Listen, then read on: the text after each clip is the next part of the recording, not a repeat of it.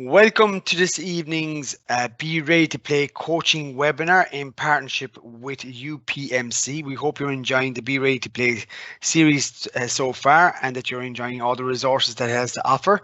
We're also hope you enjoy, you're currently enjoying being back on the field to play as well. So tonight we have two special guests with us in relation to this webinar, and the webinar title is Developing the Coaching Eye, How to Progress a Skill. We're joined tonight by Colm Nally.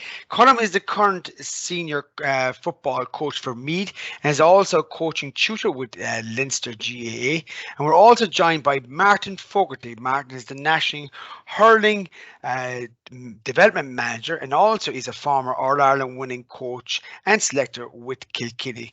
So tonight what we'll have is Colm will be up first, and Colm's going to focus on how to progress a skill, and then we'll have Martin will come in looking specifically at how to develop the coaching eye. So we hope you enjoyed tonight's session, and first up we're going to hand you over without further ado to Colm Nally. So Colm, over to you.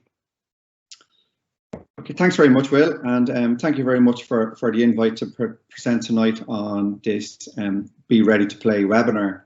As you see, myself and Martin are doing a joint presentation, how to progress a skill and developing your coaching eye. I'm going to look at how to progress your skill, and Martin's going to look at developing your coaching eye when we're done. So the skill I picked today is the high catch. So we're going to have a look at a few ideas of how to coach it for underage players, boys and girls, how to progress it through the youth strand, the adult strand, and have a look at some advanced techniques that might help the player work on becoming efficient or proficient with the high catch. So we're looking at here some of the our top players in the country performing the high catch, and again, everyone associates the high catch with a midfield catch from a kick out, but there is other high catches like full forwards catching and full backs catching from balls delivered throughout the pitch. So we're going to have a look at some of the key points on coaching these skills and progressing these skills. So I'll just leave this video run for a couple of moments and we'll just enjoy the high catches.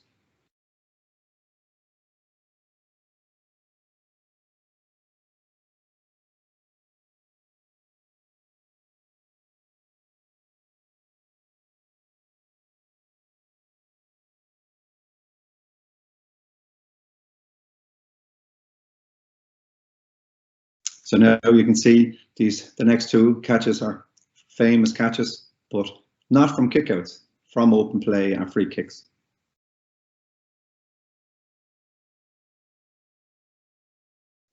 And probably one of the most famous high catches to date.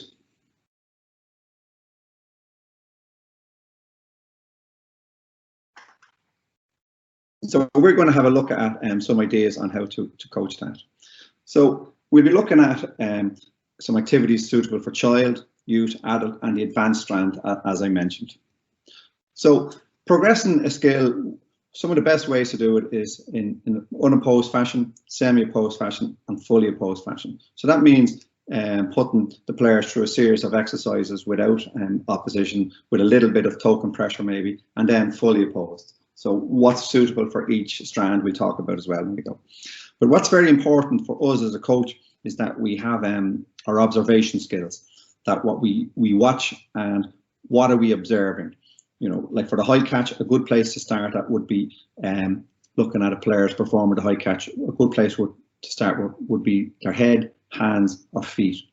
So you can see in this picture, okay, player's head, hands, and feet. If one of these are even a little bit off, that means the player might struggle to fully complete the skill. Now that goes for every skill, not just the high catch. If a skill is breaking down, a lot of the times it's probably either the head position, the hand position, or the foot position. So we only need one of these to be off to affect the high catch technique. So we're going to have a little chat about that. So again, you can see the head, the hands, and the feet. Now this is a snapshot in time. It probably doesn't tell you very accurately what happened, the whole story of it, but you can definitely see the eyes are closed, the hands are crossed, and the feet aren't under the knees.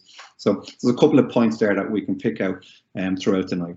So some coaching tools that could help us as coaches improve our players is what I call tennis style feedback, some ILPs, individual learning plans, and then intervention plans. Now, these are a series of tools that us as coaches can use, as I said, to improve the players, and we'll talk about them.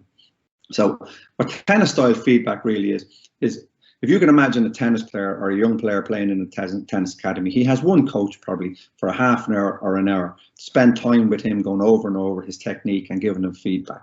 Now, we don't have that time as coaches with GAA, especially when you're coaching a load of kids or whatever. But if we can have a few tips and a few bits of information to give back to players, it'll help them on their journey. Individual learning plans, a lot of people now panic and think that this is kind of a flip chart or a flip chart with lots of information. What an individual learning plan is you just after observing players, particularly at a young player, and say, I think we could spend more time doing this activity with that player, and so on, and so on. And as they get older, you might agree that an individual learning plan with the player, but for child strand, I wouldn't be sharing that plan with them. I just have that with my other coaches, and it'll help us plan our sessions as we go on. So individual learning plans helps you kind of plan some activities for them. In this slide here, this is an ecological illustration of a player development by the Danish FA, and what it is really is it's asking us as coaches to recognise the complexity of the player development environment, meaning they've an awful lot of things going on in their life, which we well know. So again, by having a bespoke individual learning plan for this might give this player a little bit of attention and a little bit of feedback to empower them to improve on the certain skills. And then an intervention plan. Anybody that has done the Award 2 football and hurling courses will be aware of intervention plans, and that's when you agree a plan with a player to come up with some activities and some exercises to help them improve. It's also important to realise as coaches that sometimes we don't need to rush in with all the answers. We should give the player enough space and time to see can they improve and can they figure out the skill themselves and get better at it. So I mean, although we have all this sort of stuff in the background, we don't need to be rushing in with the answers all the time.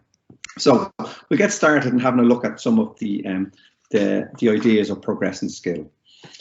So starting very, very simply, what we're doing here is we're talking about the head position for a high ball. So in this clip here, what we're using is what's called a balloon ball. Now, a balloon ball is a little bit better than actually balloons themselves in that it kind of might travel a bit better for the players to focus on. So what's happening here, and because it's so soft and made of materials that won't hurt to the players. So all we're looking for here is for the players to watch the flight of the ball in a standing position, a static position. So this allows them, the first part of coaching skill is trying to get their head in the correct position before they would attempt to catch the ball. Now we're trying to get them moving towards the ball and header it, and you can see the timing is a little bit off. And that's what's going to happen when you start introducing these exercises to children, that they have to kind of process all this information. So you can see they get better at times. And again, as time goes on, it's not going to put them in any risk. They're just following the flight of the ball and using their eyes. Now we introduce the ball in a simple static formation, where you can see the players have got their eyes solely focused on the ball. So the head position is in a good area. So we'd be happy with that. So that's just a few activities of working on the head position. Now we get them moving. So again, everything is progressing all the time in a safe environment. So now they're moving towards the ball and trying to put in place some of the ideas that we put in place for them. So good eyes on the ball, good head position. Next, we look at the hands. Now again, what I try to do and with a lot of these activities is I just try to put ideas in players' heads, and I don't necessarily tell everybody why we're doing them and let the players figure it out themselves. So for this one, you're looking at the hands. So I'm just letting them explore catching the ball with their fingers by using these ball mitts, which stops the ball entering into their palm of their hand. So it's kind of forcing them to form the W shape when they catch the ball. Okay, and again, soft fingers. So players can explore these, and you're getting the learning message about their hand position. So we're after looking at the head, and again, this is the hands. So come up with your own. These are a few of the ideas that I would use and mess around with the players. And again, this can tie into nicely to some of our plans that we talked about. So again, the players are getting to experience the use of their fingers only when they're catching the ball. So that's the head, hands, as we're after talking about. And now we're going to have a look at feet. So I guess by using, I would call these coaching aids, what you're using here really is different ways to get sort of coaching messages across. So in this video here, just a fun video, a bit of fun we're having with the players, pre-training, and what we're looking for here is the player's feet moving. Because he can't use his hands, he has to adjust his feet to get his body in position to just knock the Swiss ball off the football as it comes in. So you can see the player's foot movement as the ball. He's tracking it with his head, and his feet are kind of moving his body left and right. So he's being where his feet is, I suppose. So the object of this exercise is just see, can he knock the ball over the bar? But again, it's just the feet position that I'm interested in here. So we're coaching here how to move his feet when a high ball is entering. So a bit of fun as well, okay, and it's a great way to learn. So we're after looking at the head, hands and feet technique there.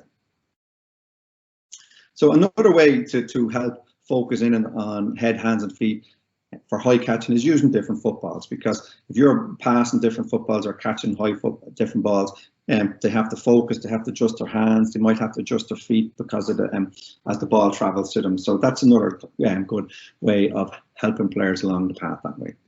So in this exercise here, what we're doing is we're progressing the skill a little bit more, where we're getting the players to move. Now, I've chosen this video because what's really good about this exercise is we're going to see children, we're going to see youth and adults, and we're going to see advanced elite players carrying out the exact same activity. So what it basically is we have a little small ball for them to react. In terms of the girls' games, to pick them straight off the ground, and boys' game, correct it properly with the pickup. But after that, they have to catch, because if you look at this part now, they will be catching the ball, a high ball, moving left, tracking backwards, going forward. So you're doing this in a safe environment, fully unopposed, but what you might have is a little bit of fatigue catching the ball. So players have to push off left and right. So the small ball is just to get them moving into different possessions, and his partner then just works him around this grid where he has to kind of react and catch the ball in various different ways. Unbalanced, pushing off left foot, pushing off right foot. So again, putting in practice how he has to adjust his head, his feet and his hands according to what's played to him. So you can see lots of movement here. It's bilateral, it's backward steps. See the way he has to adjust his feet and then react. So again, lots and lots of touches in the ball. And this can be done prior to training, it can be done as an activity early in training. And you're giving players lots of time to explore their catching technique and what balls were difficult to catch, what ones were difficult to judge, and suitable for all age groups, as we can see clearly through this video. And now we just move on. As you say, you can see there's the youth, and now we've got an elite squad doing the exact same exercise. So again, lots of ways of setting it up, and what you're doing is you're getting lots of chances for them to get touches when they're unbalanced, when they're tired, when they're fatigued, when they're moving backwards, when they're moving forward, catching the ball to their left, catching the ball to the right, changing their lead leg. So they get a really good chance to have lots and lots of catches and adjusting the body and learn what they're strong at and learn what they need to work at. So an exercise that's applicable for all age groups. So we talked about some intervention plans at the start. So here's a simple one that we can set off at the start of training. Now this player in particular, what we're trying to do with this player is get them to learn how to lead off both feet when they're jumping. And why that's important is, you can see in slow motion, is because if you're playing adult football, men or women's, most people know now if you like probably to push off your right foot or left foot. So they will just kind of stand that side of you when you're facing a kick out or a high ball. So if you can learn to push off equally strong off both feet, it gives you a great advantage when you're sort of attacking the ball. So in this video, we're just coming up with a few ideas of how to improve this player's takeoff on both feet. So this player would have identified that, and he's just gone to the coach, and we've come up with a few ideas for this.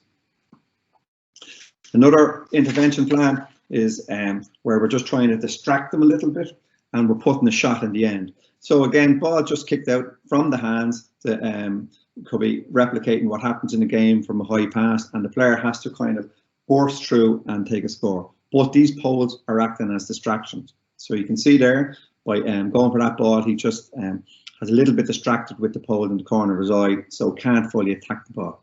So again, look at the feet moving left and right, and good soft hands with the player, and we're finishing with a shot or a pass.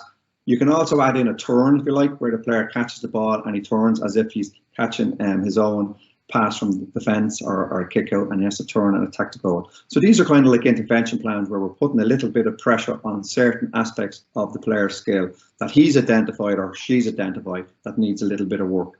So this one is just a little bit of distraction that we're looking for the high catch. Okay, and I think there's just one more.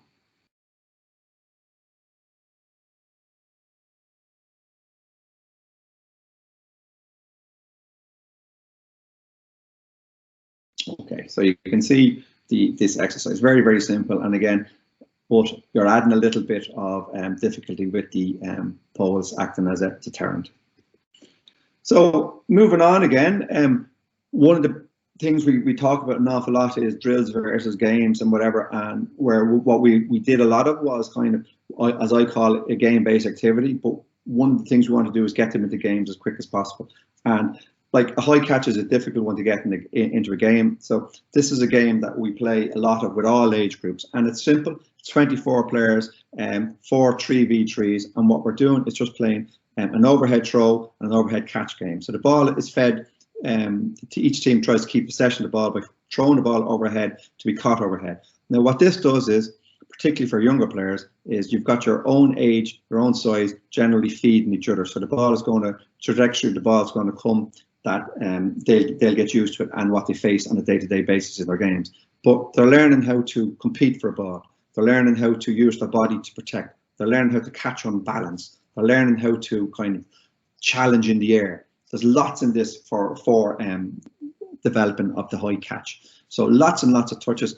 1 minute or 2 minutes is quite tiring for the players, but they're getting loads and loads of touches, and all the movement is all over the place. Just exactly, a little bit chaotic, just exactly what happens in a game.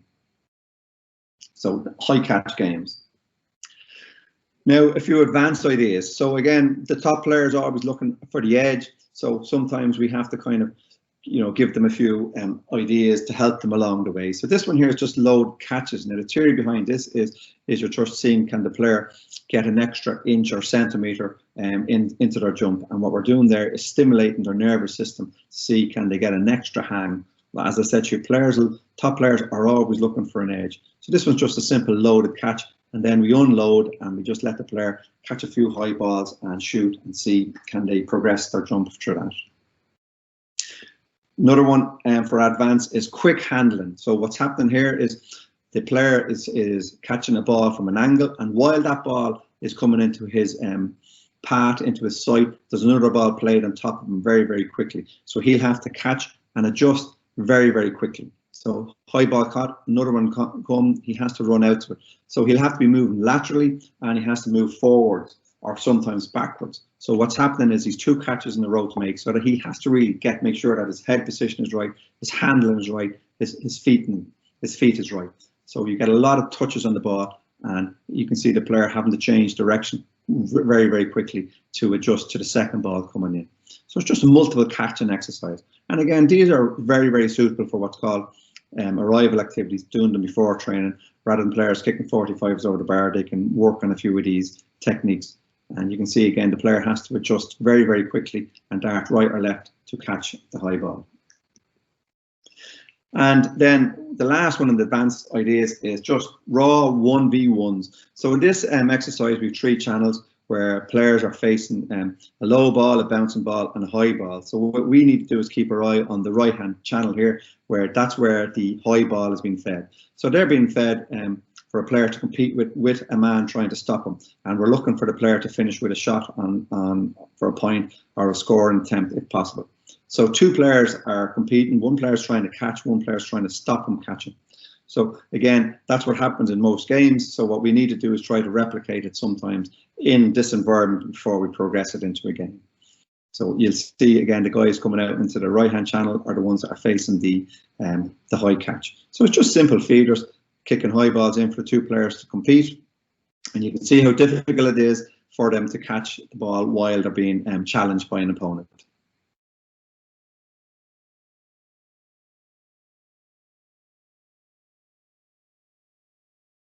So a great catch to finish that idea. So in my view, in my opinion, I'm more sort of interested in action. So an ounce of action is worth a ton of theory. So rather than telling players, make sure your head's in the right position, that your hands are, wide and in W shape, your elbows are soft, and your feet are where under your knees. I try to give them a few ideas through action, like for instance with the ball mitts, the head in the ball, and the Swiss ball. They're just they're just backing up what I'm kind of saying to them. And again, I like the players to try to explore the skills themselves and give you feedback on what they think what they might be able to improve on. And between you and them, you agree intervention plan and give them a few ideas to work on. So I'm a big believer in just doing it and letting the players kind of figure it out themselves, with us not rushing in to give them the sort of pieces of information. And again, you get good at what you do. So if you can come up with a lot of activities to work on high catching, there's a good chance that the players will develop that. So that's just more or less me. I'm just going to go over a few takeaways. So it's the player first. So whatever it needs is for the player in terms of how they learn and what information, what they need to improve. And that all comes from our observation skills as coaches. It's important to realise what delayed is not denied. If they're 10 years of age and they're struggling to catch the ball, I wouldn't be too worried about it. They'll, once we stick with them and we have a proper sort of plan in place, the chances are they're going to develop the skills. Observe as a coach, and again, the head, hands and feet is a brilliant way of observing for every skill. And if one of them is slightly off, that might be the reason why the skill is not being performed at its best. And to progress in skill, if you can work via opposed, semi-opposed and fully opposed. And I think one of the most important messages as a coach for players is to plant these seeds organically. And if you plant them organically, they'll grow wildly and they'll grow in their own environment. And I think that's very, very important, that we don't rush in with all the answers. We just plant a few seeds, we plant a few ideas for the players to take on board. So I have more ideas on the socials if anybody's interested. And I think when Martin's finished, we're going to take some questions on tonight. So that's my presentation of the high catch, and I hope you got something from it. Thank you.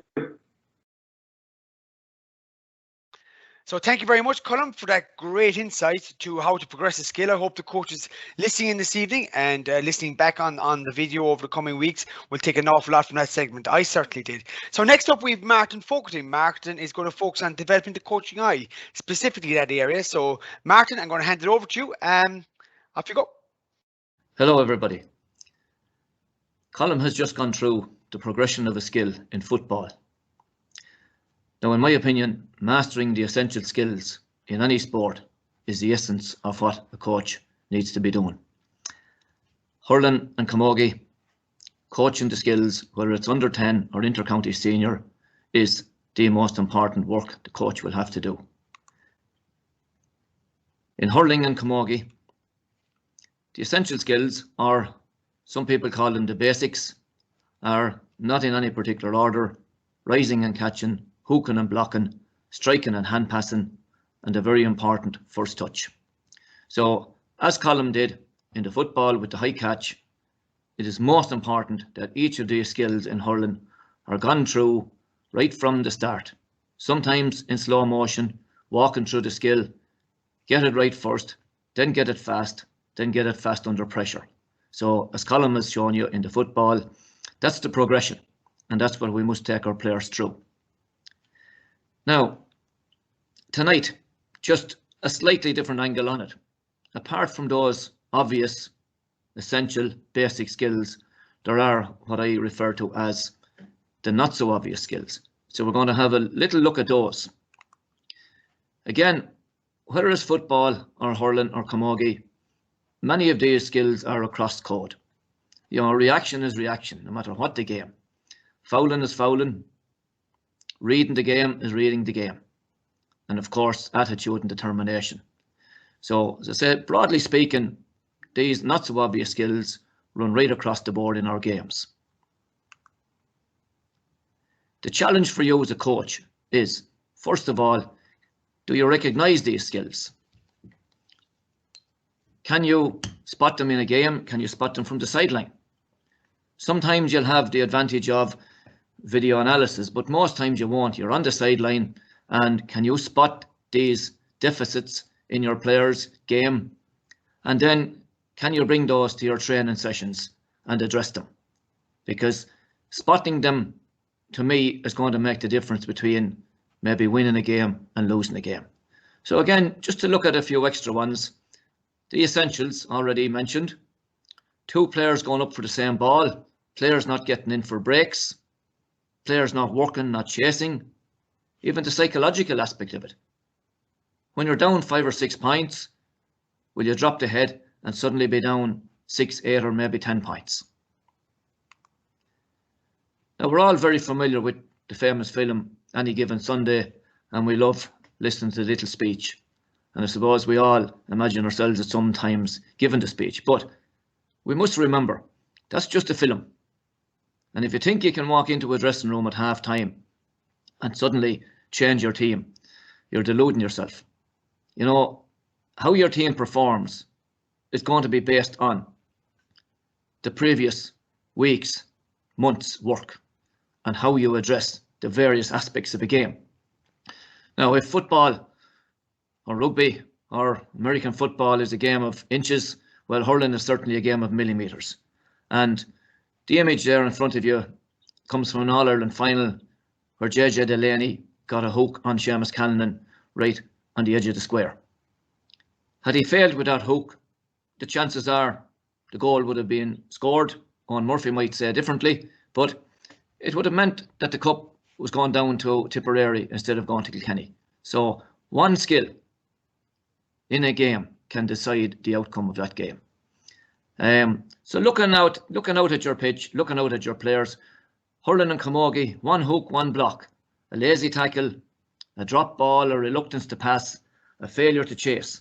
All of these things can cost you dearly. So the ability for the coach to see these deficits on the field and address them can, of course, be the difference between winning and losing. I am convinced that many of our players, many of our teams at the moment are being bamboozled with too many tactics, too many formations, too many styles of play. Broadly speaking, many of our coaches are looking at the Sunday game too much. And I think it's not good for our players, because our players, especially our younger players, are being confused with tactics, and most of them are not ready.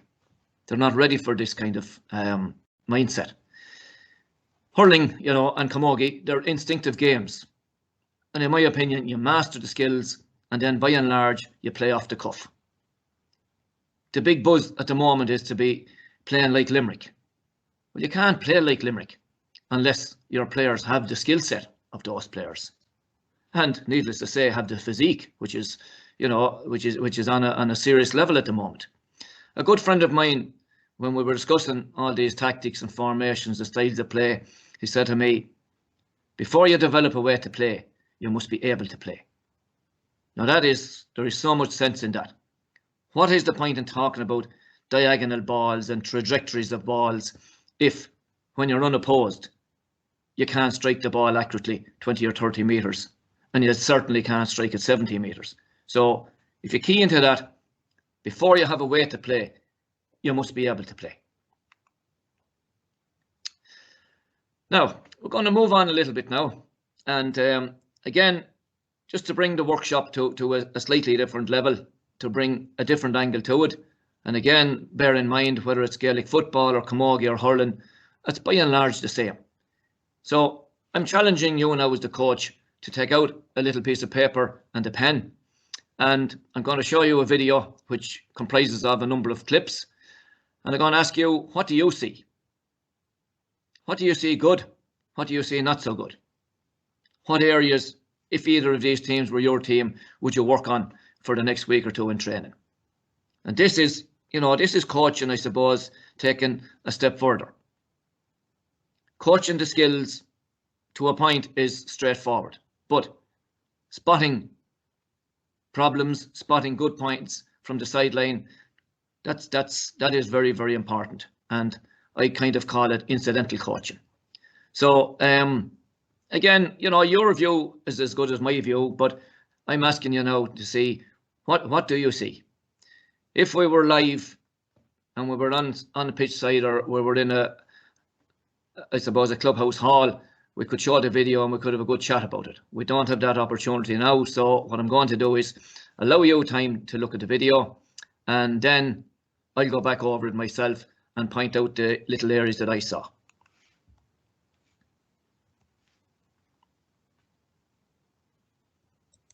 Sure. Ryan Cassidy Marshall and Buxlas Stach. It drew a mail avoid the Turkins. Avoid fan. Fighting shame avoid it. Yeah, Buxlas eats of the stock of Brian Cassidy on Shin. Vrish on Lee Road. It's just horring Shay on Lee Road. Avoid and Sundus and Shamroga. More Griard or Reed. Derek Fenley a Heim Shoe.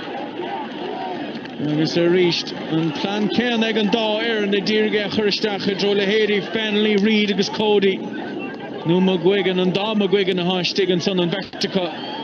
An stig agus dain séireach dá Slachnail seo chuin fearrtha dain séireach. TJ i dro Fenley din misteach a báide! Colin Fenley!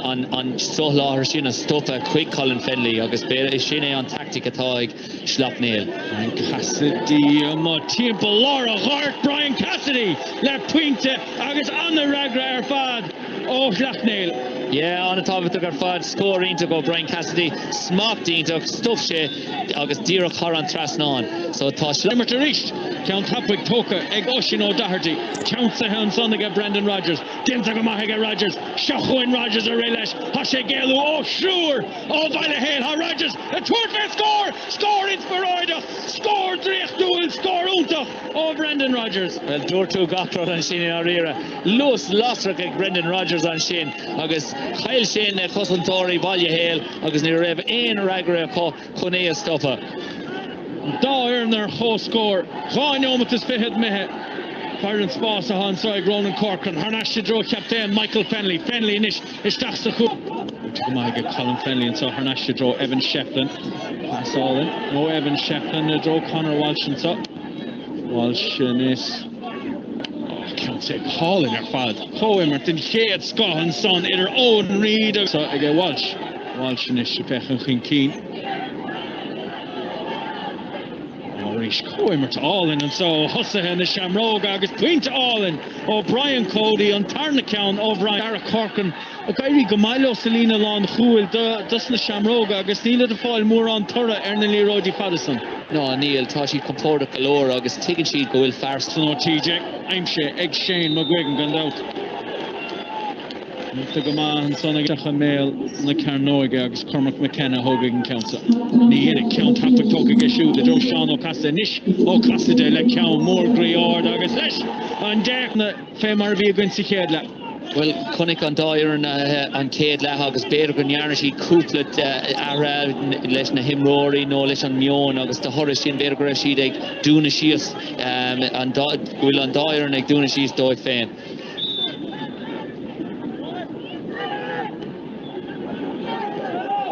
TJ Dear Count Hapwig a Hogan just Forest in mar skill. Oh Forest agus da Vars isteach sa chuine agus Dear on Cody a Heim Shoe agus Froch Fasten son mi Hiskent na mach samach agus a fechen chuin Keenan son score all it. You know Mullen Fosa ni yoig and none of this chuin Brian Cody. Brewer Shoe agus inis Brewer Cormac McKenna a the Horloigan sa Cuin an Tunnady Conor McAllister Dirga Hardach Cody Arish Cody leis an pass live Cody Machan sa drum Mullen go Fenley had the Negan in the end or a stig the Hogan Fenley and pass. Okay, so folks, I'll just turn the sound off here. So that game, as many of you know, was an All-Ireland Club semi-final with ordinary club players. And with about a minute to go of a normal time, there was a point in the game. Ballyhale Shamrocks subsequently won the game. A late goal gave them a victory, I think, of 4 or 5 points. But the point is, they went on to win the All-Ireland. And looking at this match in particular, it could have gone either way. Slaughtneil can certainly look back and see where they gave away some points that they may not have given away. Had Ballyhale lost it by a point or two, they also could have looked back and said, wow, look what we did here, look what we did there. Some very, very basic things that they did not do, or they did do, could have cost him the game. So without further ado, I'll just take you down through it, and you can check with your own notes as well. As I said, if we were in a live situation, we could have a good hour's discussion about all this and take different points of view. There are probably 20 or 30 coaching points in that 3 or 4 minutes of clips. I have about 10 of them here that we'll work through. So the first one, obviously, is the ground goal. And I put that one in first because if we want to call modern hurling or modern coaching are crying out and saying ground hurling is gone. Now, to me, that is very, very foolish. You develop every skill that you can, and then at a given time in the game, you decide which one to use. You won't see a golfer going out to play without a putter or without a driver. So I don't see any reason why anyone should tell their players that ground hurling is gone. So let's just look at the first one.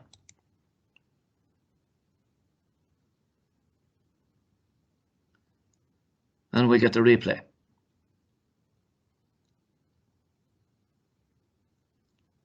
Now, with that ball there on the edge of the square, had the Slough-Neil player attempted to raise that ball and strike it, the chances are he wouldn't have scored.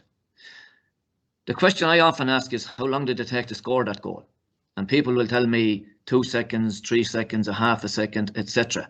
And I constantly say, no, you're wrong. I say it took 10 years to score it. 10 years of ground hurling practice. And that is so important. If it only happens once in your lifetime that you get an opportunity like that, you have to be able to finish it. So more about that shortly. The next couple of clips, again, the myth that the good teams don't hit long ball. Good teams hit every sort of a ball. The myth that Tipperary, Kilkenny, Galway, winning All-Irelands recently, Limerick this year, Limerick again, that they don't drive long ball, that they always look up and they always pick out a man. That's a myth. So here in an All-Ireland semi-final with some of the best players in the country, one player with 8 All-Ireland medals hits a ball aimlessly. So the next little clip shows 2 long balls. One creates a scoring opportunity and the other one creates a goal. So here we have the long ball coming down. Now just take a note here. Everything going right from a defensive point of view, 1-on-1. One of the other little, I suppose, hidden skills is that you don't have 2 players going up for the same ball. If you have 2 defenders going up for the same ball, an attacker will stay down and probably win the break. So here the defenders are doing everything correctly, 1 up and 1 watching the break. So we'll just roll it on a little bit. Now that's a very dangerous situation. That's a situation that backs do not want to be in. A long ball in is normally quick and it doesn't give defenders time to get back. The forwards don't have to win them all. If the forwards can win 1 and 5, they're probably doing well. So here we have the goalie, a good long clearance, off up behind half midfield and caught here by Michael Fennelly. Now if you watch him closely, he doesn't look, he just gets it because he knows he's on a top quality player. He knows if he delays with that ball, he'll probably be blocked down. He just gets it and lands it straight back in around the house. And on this occasion, TJ Reid gets onto the break and the rest is history. Now again, with other players in support, the defender's doing all that they can. If you note here, an attacker in support, everybody expecting the unexpected. And it finishes up with a goal from Colm Fennelly. Okay, next little clip here. What I'm looking at here is a Slough-Neil player very, very loose. I'm looking at a Ballyhale Shamrocks man way off his man. And what happens? Good touch. Again, one of the essential skills, good touch. Collects the ball from way out the field and straight over the bar. So again, all of these little hidden skills, going back to what Colm was showing you, they all lead back to the essentials. They all lead back to mastering the essential skills. So there's no point in winning that great ball if the player that gets it can't put it over the bar. If that ball goes wide, well then you know, winning the ball was almost a waste then. So we'll see it here again now. Again, working on the essentials. Sublime touch and a sublime strike. Now, once again, we'll see the very, very same skill. We'll see, obviously, getting the ball, gaining possession, taking on the man, but most importantly, a sublime strike from out near the sideline by Brendan Rodgers. Takes on his man. Ballyhale Shamrocks in hot pursuit, and from the sideline, straight over the bar. So it all comes back to skill. Now I'll just pause it there. Now, when we're coaching our players, we look at these games and we marvel at them, but do we go down to the field and say, right, if my player wants to be a Brendan Rodgers, he or she has got to get out in that field every single night of training and work on these skills time after time after time. Why do we spend time working on things that are not important? Fitness is important, strength is important, but there's no point in spending 4 hours a week in the gym and not able to strike. Better off to spend 4 hours striking and maybe 4 minutes in the gym. So it's about getting balance, but you've got to prioritize what is really most important. It doesn't matter how fit you are or how strong you are, and I'm not playing down fitness, I'm not playing it down by a long shot, but I'm saying there is no point in being fit and strong and fast if you can't strike the ball in hurling and camogie.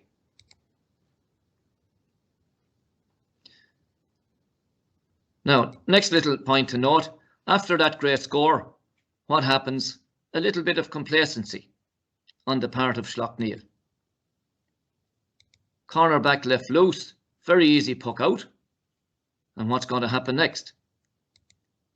Player advances with the ball. Now, and again in this case, plays it down to a player that's totally unmarked. You know, that is not acceptable at this level, totally unmarked. Now, this player is actually surprised to be unmarked because normally you'd say he'd take the ball, turn around and put it over the bar, but he's expecting somebody to be on him and he gives a good hand pass back to a supporting player. So these are all little gems, is what I call them, little gems or little nuggets of coaching. So the player in possession, you know, didn't look around. Now, ideally, one of his colleagues should have shouted, "You're on your own, take him on." But obviously that didn't happen, but he lays back a good ball. Good ball laid back. And again, long ball in. Now, how many defenders want a ball in there? Very, very few.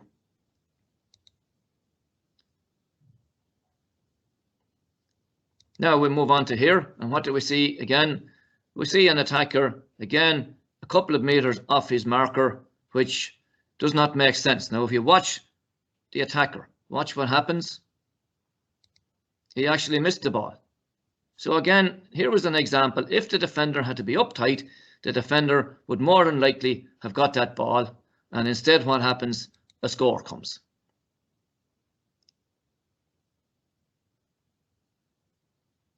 Now, we'll watch this little clip here.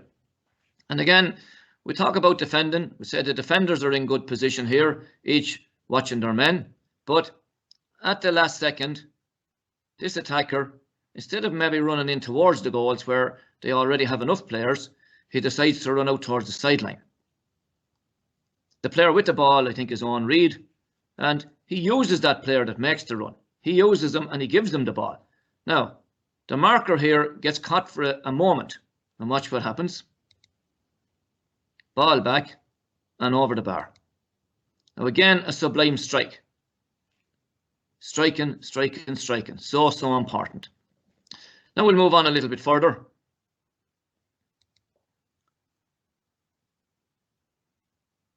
And I'd stop the video here.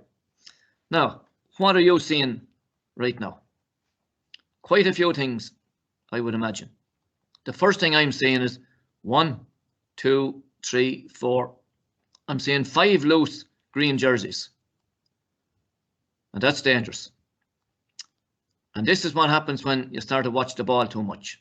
So I would not be happy with that. 5 loose players. You could accept 1, you could accept 2, but not 5. Now, equally so, you could almost say 6, because this player here with the yellow helmet, if he's thinking correctly, he's about to race down here into space, so that if the ball has got across, he's going to have an open goal. So there's quite a lot to be spoken about in that clip alone, even that picture alone. So let's move on and see what happens. Player in possession does not try to go through 3 or 4 backs. Again, if you look at it, 1, 2, 3, 4, 5, maybe 6 defenders. So the player realizes very quickly, if I'm looking in at 6 defenders, there must be a couple of my mates hanging out somewhere. And he turns around, which is a skill in itself, gives a simple hand pass back. And again, because his colleague has the ability to strike, we get what looks like an easy point. But it's not easy. You have to be able to finish it. Now, our next little clip, again, we're looking at Ballyhale in green, 3-on-1, and what happens is fouled. And again, a second foul. Now, that second foul could cost an All-Ireland. That second foul with the arm around the neck could end up in a red card very easily, or it could end up in a second yellow. Now, what does it end up with here? Well, it's a Shane McGuigan was fouled there, 3 men around him, and it probably ended up with a point for Schlockneil, which again, if you look at the scoreboard, 111 to 1-9, you know, in a close game, that could have cost the game.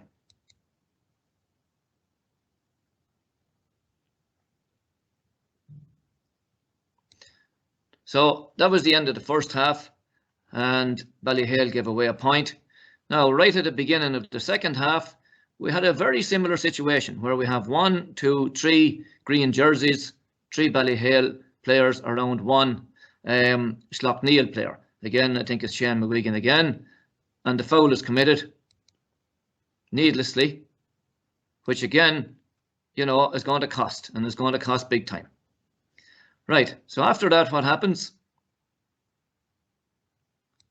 If you notice number 5 there, I think it's Cormac McKenna, he's observant, he's looking around, right? Sean Cassidy just breaks away from his man and is loose, okay, which is, from a Ballyhale perspective, is not good. Ball played to Sean Cassidy. Now, out past midfield, what does he do? Straight over the bar. Brilliant. You know why? Because he's able to strike, because he has given hours and hours and hours to striking. Okay, so you had, I suppose, an error there by Ballyhale, 2 errors, the foul first of all, and then not marking up, and then the sublime finish then by Sean Cassidy. Now, a very interesting coaching point here. I think again it could be Sean Cassidy, this time a little tick against him, coming out to try and raise the ball and failing on a jab lift. Now, conditions were heavy at the day, but so be it. He went with 2, 1 hand first, and then went with 2, and in my opinion was trying to raise the ball with the heel of the hurl. Maybe he should have turned the hurl around and gone with the toe, but it was a costly little miss, if you watch. Misses, and then drops the ball, and it's a line ball. And you say, okay, it's just a line ball. But what happens next? TJ Reid has a look. He looks around, he's observant. He has skill on a line ball, and we have a loose Ballyhale player coming up the field who could have put it over the bar possibly. But what happens? He collects it, and there's a second Ballyhale player coming up the field from wing back, and a good quick pass out to Evan Shefflin, and he puts it over the bar. So that little failed jab lift, the little failed holding the ball, dropping the ball, little simple skill, went out over the sideline and ended up conceding the point. So quite a number of little errors there, and all leading back to these essential skills. I won't call them basic because they're not easy. They're certainly not easy. And when you see the skill level of Sean Cassidy to get that great point, and how top players can even fail to pick a ball, top players can drop a ball. So these are the millimeters. Okay. Now again, if we look here, a defender coming out to a ball, and again, it was a greasy sod on the day. It was kind of wet. My take would be raise that ball, drive it up the field. However, again, one of these modern tactics, maybe trying to play through the lines, and again, I'm not presuming any tactics were being engaged by either team, but a player decides to try and play it out, and it doesn't work out. And what do we get? We get a score. Now, at this stage, it was just 3 points in the game. So now it's going to be 4, which just pushes that game a little bit further out. Now, the last little point here, we just noticed the defender won the ball and went back in instead of maybe going out the field with it.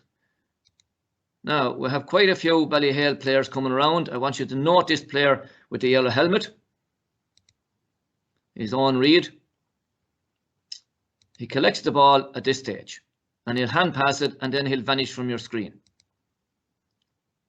Now, he gives the pass. He's about to vanish from your screen and the play switches over this way. Again, if you look out, 1, 2, 3 defenders not marking anybody. Colin Fennelly loose. Now, Owen Reid has gone out of the picture. Colin Fennelly is still loose. We now have 2, 4, 5 Schlockneil players coming in on 1 player. Do you need 5 on 1? Because if you have 5 coming in on 1, where are the other 4? Well, there's 1, there's 2. I still don't see Owen Reid. Bit of pressure. Now, awareness. Again, a man standing back, not getting involved. A player with the ball has the, I suppose, the vision to say, right, there's no way in here. Let's throw the ball back. And he throws it back to Colin Fennelly. At this stage, Owen Reid has now come back into the picture and he's heading for here and nobody watching him. On another occasion, that will be a dead certain goal. Again, you could say ball watching. Nobody watching him coming in around the back, in on the edge of the square. Whether Colin Fennelly saw him or didn't see him, I'm not sure. Colin decided to take his point. If they were down 2 points at that stage, maybe he would have popped it in for the goal. There was just 2 points in the game at this stage, 55 minutes played, so the game was still well in the balance. And he gets a nice little score for himself. Okay, so just going to finish up, folks, with, again, going back to, similar to the first clip, have to show this one again in support of practicing ground hurling. Wexford don't have as many back as perhaps they could have. A Tipperary want goals, and Seamus Calnan is in around the back. Is this a number 7? What a goal! It's a magnificent 7 goals in 7 successive games for Seamus Calnan. Wexford were caught up the field. Tipperary have got their goal. Yeah, in the last few minutes, Tip coming back into it. Here's Niall O'Mara, long hand pass. Calnan had his mind made up, and what a rocket to the corner of the net. We don't see much of that anymore. We see Calnan absolutely connected right on the meat, and a brilliant goal. And in fairness to Tipperary in the last 2 or 3 minutes, you know. So, folks, Seamus Calnan, Player of the Year a couple of years ago, and my last message to you is, if he sees fit to practice ground hurling and use ground hurling, well, I don't see why everybody else wouldn't do the same. So, thank you very much, and I hope you got a few little nuggets from that presentation. Great presentations. Thank you very much, Colm and Martin. Really insightful in your presentation. Just a few questions that are coming through, if you don't mind, guys, before we wrap up. And Martin, I might start with yourself, if that's okay. And just a question is coming through in terms of your view on ground hurling, Martin. If I was to throw that at you, what would be your thoughts on ground hurling? Yeah, William, that's an interesting one, and that's very topical. I suppose many of what we might call the modern coaches now are saying ground hurling is gone. But my answer to that would be, well, if we banned it or the rule book declared it a free, you'd suddenly have a revolution on. So to me, it's very, very simple. You master every skill that you can do, and then it's down to the player then at a particular time to choose whichever skill you actually use. But you know, I often refer to the golfer. You never see a golfer going out without a putter or a driver. Now, they can if they want to, but they don't. So, to me, it's similar there with the ground hurling. And we've seen so many examples over the years of great goals. scored off the ground, clearances. So, you know, the player that neglects any skill, and I'm sure Colm would agree in football is the same. If you neglect a skill, you're looking for trouble, and there's going to be a gap in your game. I think it's a very good point you make, Martin. The vitally important, every skill is practice, and I suppose we have this kind of tendency just to practice the main skills and or certain skills, shall I say. So it's vitally important as coaches and players that they practice all skills from a very early age. And I think that's a very good point you made, Martin. If you don't mind me coming across you, Colm, I just want to throw this question at you in terms of, what if a player is struggling with a skill or find it difficult to get the hang of it? What kind of advice would you give players or even coaches listening tonight on that one, Colm? Yeah, it's a great question, Will, and it actually ties in a little bit what Martin says.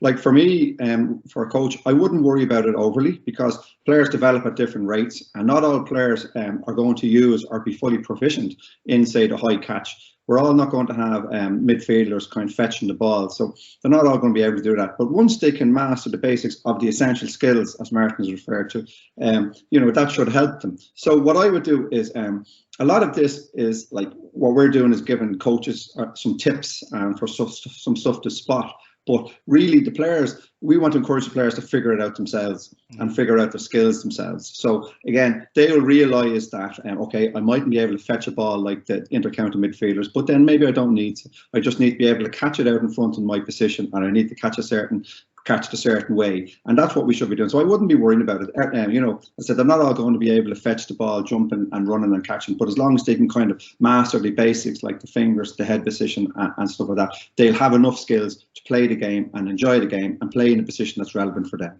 I like that, Colm, and I suppose it goes back to, all you need to know is the head, hands, feet in any skill, really, in terms of the key teaching points. And sometimes as coaches, we probably over-direct or over-coach, and we don't let players, figure it out from themselves. I had that written down here. I like that. To kind of figure it out themselves, give them a bit of feedback, but let them try and figure out themselves. I like that kind of angle you're coming with, Colm, there on that one. Do you feel that we over-coach at times, Colm? I think we'd be quick. We're mad to rush in at times because we've all the answers. We think we've all the answers, and sometimes, like I said, it's better to stand back. Now, again, what I've shown there tonight is kind of more of giving the coaches some information to guide and nudge the player along to develop the skill. Now, whether they choose to use them themselves, it's up to them. But as you said, like in most skills, if the head is off, the hand's off, or the feet's off, one of them only has to be off to affect the skill. So what we need to do is create an environment where players kind of know that themselves, and maybe by creative questions saying, what was your head position like, or what would you do differently, things like that, players will start kind of figuring it out themselves. So I think it's not that we overcoach, but I think we like to rush in with the answers where we probably better off just pausing. I think as coaches, we need to adopt the kind of skill of looking, observing a bit more, and just standing back and look, what are we looking for, and see how can we then give a bit of feedback. I think, Martin, you'll probably say to me, William, it's head, hands, hurl and feet. I would like to be thinking you'll probably be saying that in the back of your mind, but Martin, don't worry, it is head, hands, hurl and feet. Martin, I just throw one to you there about hooking and blocking in hurling in camogie. Tell me about it. How important is it? Yeah, sure, William. Look, at they're two very, very important skills that I suppose they're often neglected, and they're probably neglected because many coaches don't feel capable of coaching them. So as a result, they're neglected. And what you often find then is you have players, instead of hooking, they're fouling. They're putting a hurling over a lad's shoulder, or they're depending on where you're from, the Kerry boys will be flicking you on the elbow, that kind of stuff. Now I'm only joking there, but they're difficult skills, William, and they have to be taken there. Something like Colm was doing, his skill, they have to be taken from the very bottom. I go to say even talking it, walking it, and building it up. But if you give me a player that can hook and block and that can run, I'd probably pick him on every team, because if you think about it, if you got a player that can run, you could put him or her on the best player on the opposing team, and if they can hook and they can block, well, that hot shot on the opposing team is not going to get a score. So for me, they're very, very high up there on the important list. Yeah, I suppose it goes back to Martin, into really we want to have possession of the ball. Okay, In order to get possession of the ball, we need to tackle properly, hook properly, block properly, don't we? And I suppose there's skills that we need to practice. If we want the ball back without fouling, if we practice these skills, we'll achieve that a lot more, and we'll have the ball a lot more. I think that, would you agree with that, Martin? You know, so if we can do these skills really well, you're going to have the ball a lot more, and then you can do damage in terms of, you know, with the opposition. John, what's your thoughts on that, Martin, before I move on to Colm again? Yeah, but sure, look at it. If you look at how do you win a game, you look up at the scoreboard, and it's about you having more scores than your opponents. So if your team are perfect at hooking and blocking, well, the opponents will have 0 on the scoreboard. It's as simple as that. Oh, yeah, 100%. You're going to win that game if you can only score a point. Exactly. So the importance of hooking, blocking, tackling, we need to work a lot more on those sort of key skills. Colm, I'll come back to you in terms of, you know, you spoke about individual learning plans and intervention plans. Would you use them much? Like, how often would you use them? And, you know, give me a bit of feedback or your thoughts on that. How often would you be using these sort of ideas? Great question there, Will. And like initially when you hear things like ILPs, individual learning plans, intervention plans, coaches and everybody panics. So what's this? Is this more work for me? Is this? And it's not really. For me, an intervention plan or an ILP comes from the players themselves. Mm-hmm. So most players have an idea of what part of the game they want to work on and improve. And by just having that chat, it's about knocking a few ideas together and coming up with some ideas and strategies to give that skill a little bit of extra attention. One of the big phases in rugby now and in soccer is a thing called arrival activities, where prior to warm up, players will come and they'll work on a skill that they feel they're deficient in. Now, again, as I mentioned there tonight, when you have an ILP for a child, the child doesn't need to know that. That's between you and the coaches, and you saying, I think this kid needs a little bit of work in this area or that area. They don't need to know that. But as they get older, they'll nearly come to you and say, have you any tips on me catching the high ball and that? Mm-hmm. So what an intervention plan, it could be, right, let's spend 10 minutes every night on the rebounder and you practicing off your lead leg, changing your left leg one night, your right leg next night, and exploring the different possibilities of, you know, leading the legs and stuff like that. So for me, that's what an intervention plan and an ILP is. It's not necessarily that you have a flip chart with a load of boxes to tick. It's just you chatting to the player. As they get older, they'll tell you, I would like to be able to, I don't think I can push off my left foot when I'm catching the high ball. So you say, okay, well, here's a few ideas for you to practice prior to training or on your own if you have a bit of time. So that's what an intervention plan really is, right? It's just giving tips and a few ideas to the players that you've agreed upon with him or her. You back them off together and they basically come to you and you're trying to help them out a little bit. Look, during the lockdown, what I've noticed is players have been practicing so much on their own, right? Yeah. And they've gone back to practicing their skills in the base and given a skill in specific plenty of time, right? Where we don't have that time, like I mentioned in my presentation about tennis style coaching, where that's where you get to spend one-on-one time with players. We don't have time to do it anymore. So this is a way of doing it. So I would use them really. I wouldn't have one for every player. It's just as I said, you're going through the children's strand, you would have an idea of we need to do more catching or with this player, and then as they get older, they kind of come to you, and you just have something to give them back, and that's really it. Yeah, and I like that in terms of going back to your original point there, Mick, about figuring it out, and I suppose finding solutions together and coach and player understanding, right, this is where I want to go. Well, what can we do together to help each other, you know, to reach that? And I think it's the big thing about it is more the communication between the player and the coach, and coming up with the right solution for that player to achieve their goal, whether it be with a skill deficiency or whatever it may be. So I like that. I like that. I think too, Will, it's important to point out that because the word plan is used, everybody thinks it's written out. Yeah. It's not, right? It's just, it might be just something that you have observed and you have in your mind, and you say to yourself, I want to mention that to this player, or this player blindsides you and comes to you and says, come here, have you any advice on me on how I can improve here and there? And then you have to go back and think of something, you know. So that's basically what they are. Yeah, I think planning is thinking about it, really. You know, yes. Planning is thinking about it, and just, you know, that I think that's what planning is. And sometimes we put it on paper, and other people do it in different formats. So I agree with you 100% there. Martin, I'm going to come back to you in terms of drills versus game-based. You know, we want to develop the coaching eye. Okay, we want to develop a skill. Tell me your thoughts on that. Tell me which is best, drills or game-based, or what's your thoughts on it?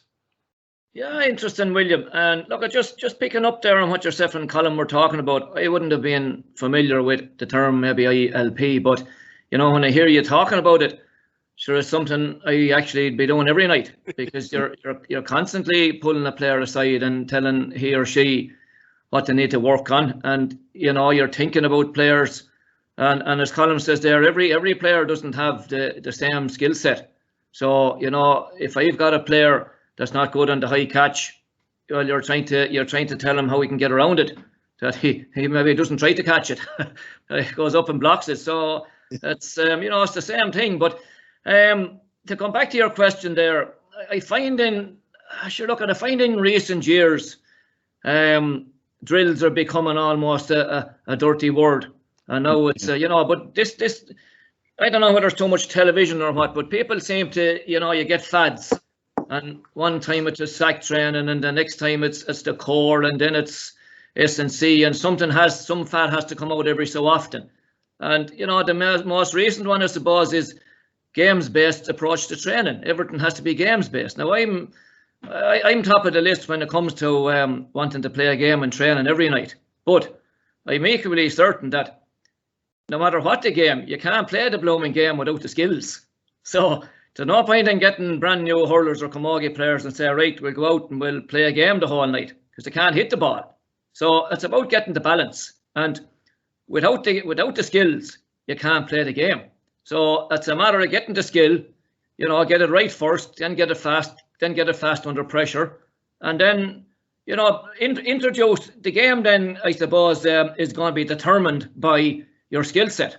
And I would be very, very adamant, we'll say, in that beginners, hurlers or camogie players, their first game is all on the ground hurling, which again is some people think is gone.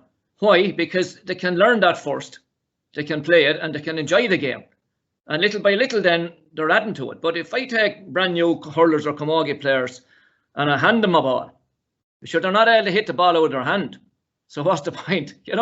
So I don't know. I'd be interested to hear actually Colm's take on that as well. Yeah, I think it's I liked what you said there. In order to be able to play the game, or to play a way or a certain way, you'll be able to play. And I think there is a balance there of, obviously you need to practice skills, whether it be drills or game based. And I always say, if there's a reason behind why you're doing something, then it's okay. It's okay. If there's a reason behind why you're doing something, then it's all right. And like, Colm, what your thoughts on that? Because I think it's a very good point Martin makes. There is a balance there, and I suppose there's we can't just say this doesn't work, that doesn't work. If you know why you're doing something and it serves a purpose, then obviously it has value. What's your thoughts on that, Colm? Oh, without doubt. And I really enjoyed listening to Martin tonight and his presentation and what the point he's made there. And like my point exactly is like working at a high catch, right? If we were to sort of hope to coach under 10 or 12 boys and girls to high catch and just play a game, there might be 2 catches in the whole game. Okay, and you could have a 10 aside or 11 aside, or whatever you're playing. So that means what were the rest of the players doing? So by doing it in isolation and breaking it down, they're going to get loads and loads of time to explore and the stuff we're talking about, putting the head position, the hands and all that in a safe environment. And that's when they start to learn, the early steps of learning. But if you don't do that and put them straight into a game, they'll never develop certain aspects of the game. So for me, even like at adult level and advanced level, if you want to call it that, like if we're looking for a player to kind of run onto a ball that's played at his feet by mistake, that does happen in the games. But if we play training game, that might happen once every 2 matches. But if I can replicate an exercise where each player gets to experience that 10 or 12 times, they're going to improve at it. And my whole motto in coaching really is you get good at what you do. So if you play an awful lot of these scenarios, you get good at them. And so what game-based training is taking parts of the game, okay, trying to create the similar type movements, putting it through, like we spoke tonight, the unopposed, semi-opposed, fully opposed scenario for the skill to stick. So for me, exactly, that's what it is. I love people to say drills are for firemen and all that. It's brilliant if you can have replicate games situations in sort of a controlled environment. If that's a drill, well, to me that's a drill. I don't mind, but that's the way I like to do it. Like for my learning is people take on information lots of ways, by watching here tonight, by actually talking and discussion, and by doing things. And sometimes by doing it and not really telling the players why you're doing it, but asking afterwards, why would you say we did this?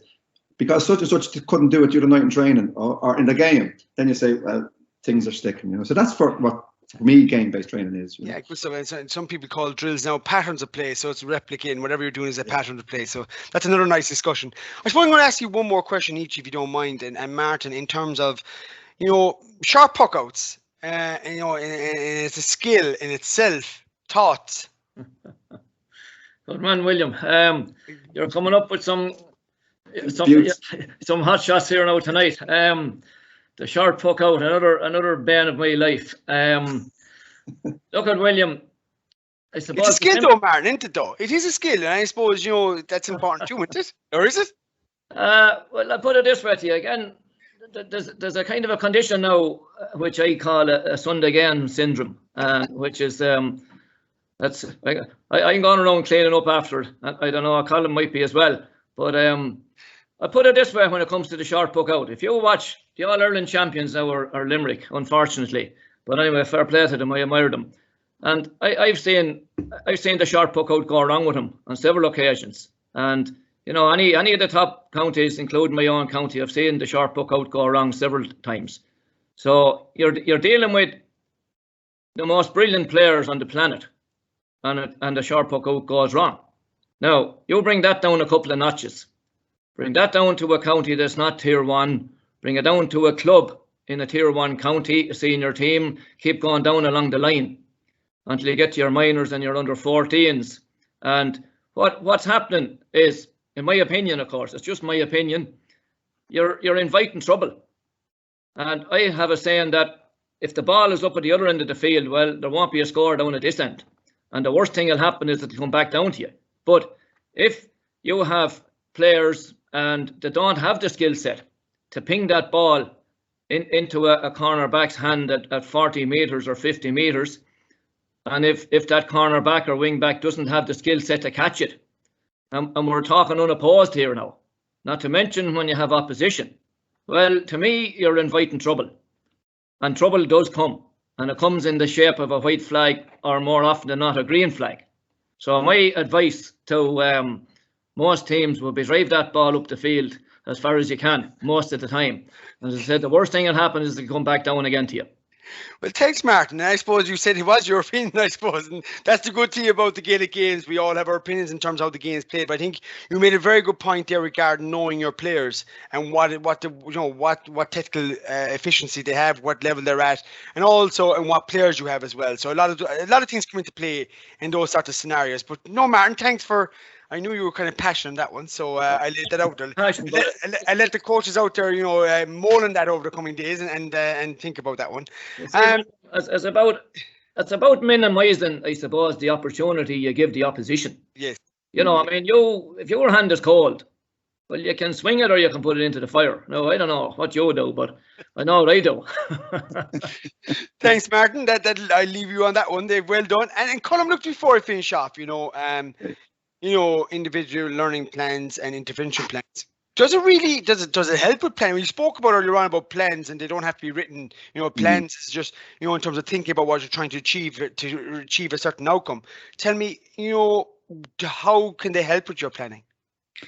Yeah, well, for me, particularly at younger, the child strand, we call them, 13s down. So if you have a kind of an ILP in your mind of where players we need to kind of get extra work, or we need to get work into the players for certain skills, that could help determine how you plan your session for that night.